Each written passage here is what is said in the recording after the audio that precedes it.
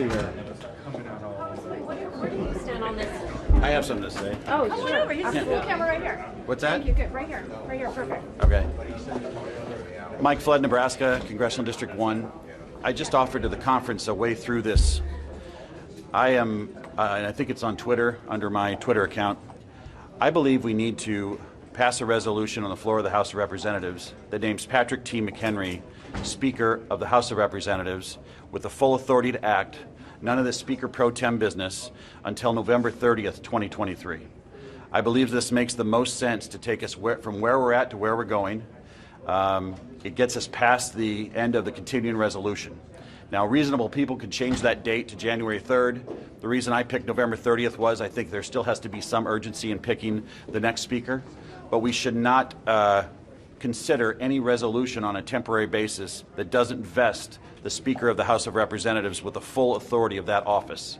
I think when Americans go to bed at night, they're pretty confident, or they should be, that the second in line to the President, the Speaker of the House of Representatives, is always somebody who's been identified and has the authority to act. That's why I think we need to do this. It's a good constitutional remedy.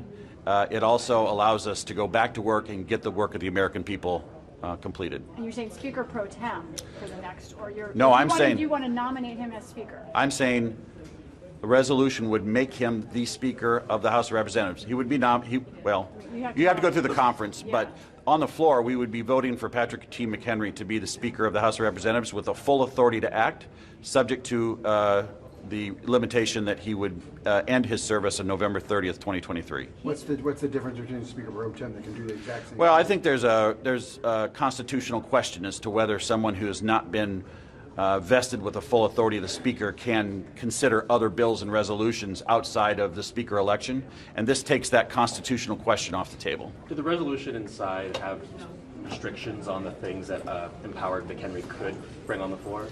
I think David Joyce has some language that he's looked at that does attempt to do what I'm doing, but keep Mr. McHenry as the Speaker pro tem. I can't speak to exactly what he does. I think my proposal takes that constitutional question off the table. It gives Patrick McHenry full constitutional authority to act under the color of his office as Speaker of the House. So you want a full Speaker who agrees? I want a to full step Speaker. down on November 30th? Don't know. No, they wouldn't agree. It would be a resolution of the House of Representatives where that power would expire on that date. This is Would a you little support nerdy, McHenry as the pro tem now, if that's? Yeah, you're okay with that. Too. Yes, yeah. Well, Okay. well, I don't know if I have to look at the language that Congressman Joyce has. I do think that there is some question as to whether a Speaker pro tem identified can exercise any of those powers. That's why I think we need to give him the full authority. Can you help us with those questions, especially when you bring up the Constitution? Because the Constitution gives the House tremendous authority over its own rules, over how to elect a Speaker, what that Speaker is. What is the constitutional problem? Well, back in 9/11, when they were thinking about succession and the possibility of a terrorist attack or the vacancy of the office due to a death of the Speaker, they came up with a plan to have the 5 different names placed in the parliamentarian's office, the clerk's office, and obviously Patrick T. McHenry was the first name on that.